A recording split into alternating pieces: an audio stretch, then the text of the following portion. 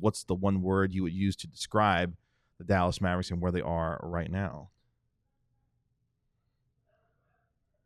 On the positive side, I'll say opportunity. Okay. They have an opportunity. They're 31-28. Things have not gone according to plan, and yet they're still only one game out of 6th. They're also one game out of 7th and half a game out of 8th, and they're only one game ahead of 10th. So it's very, very, very, very close. Okay. But the team that's in 11th, Phoenix, cannot win a single game right now for whatever reason. San Antonio was there, but Wemby's out for the year. Portland is starting to actually play pretty well, but they're 5.5 games behind you right now. So the Mavs have a really good opportunity to kind of try and stall for time for these guys to get back and still be in the play-in picture. They have a really good time to stall for time and still not be 9th or 10th. If you're 9th or 10th, you have to win 2 games just to become the 8th seed. If you lose one time, your season's over.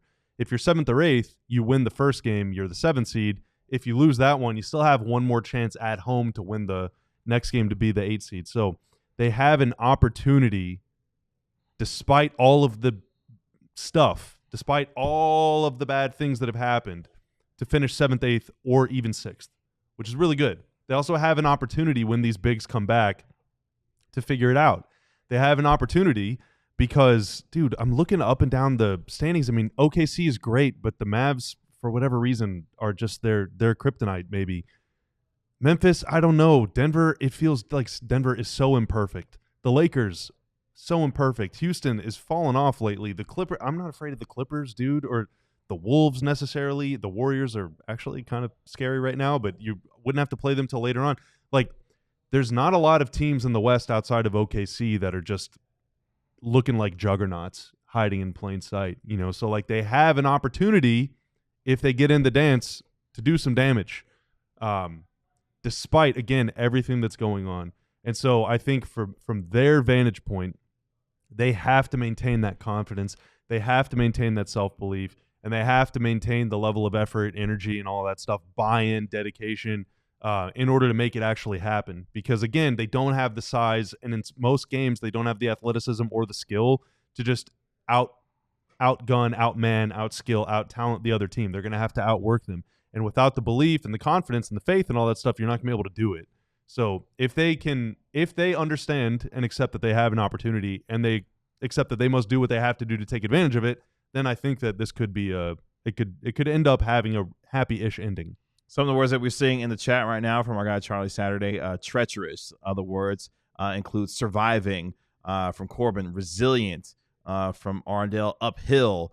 Some of the words describing where the Mavericks are right now. The word I'll choose in this conversation, I'm going to go with incomplete. And I think the reason I go with that word is that we have been looking to see what this team will look like together as a whole, whether it be with the injuries that they're dealing with to their big men. Kyrie Irving has missed time as well.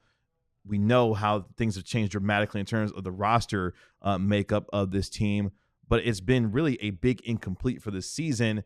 And hopefully going forward, we will get to see the team fully formed in what they look like to not only build on the defensive identity that Nico Harrison wants for this team, but Anthony Davis being at the center of that and the potential that they have to give teams a lot of problems. Because you're right.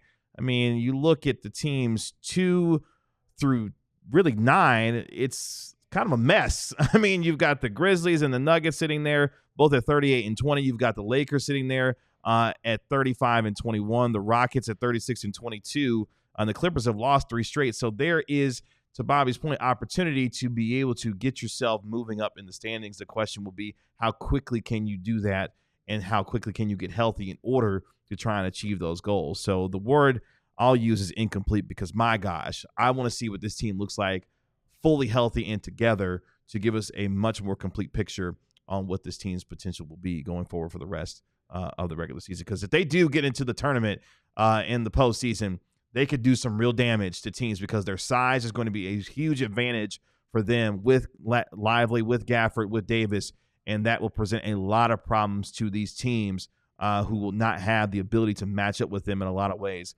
when it comes to the size of this Mavericks team. If those guys get healthy. If those guys get healthy. You know, like Corbin says, and we've mentioned this before, but as Corbin says in the chat, how confident are we that this Mavs team doesn't suffer any more injuries?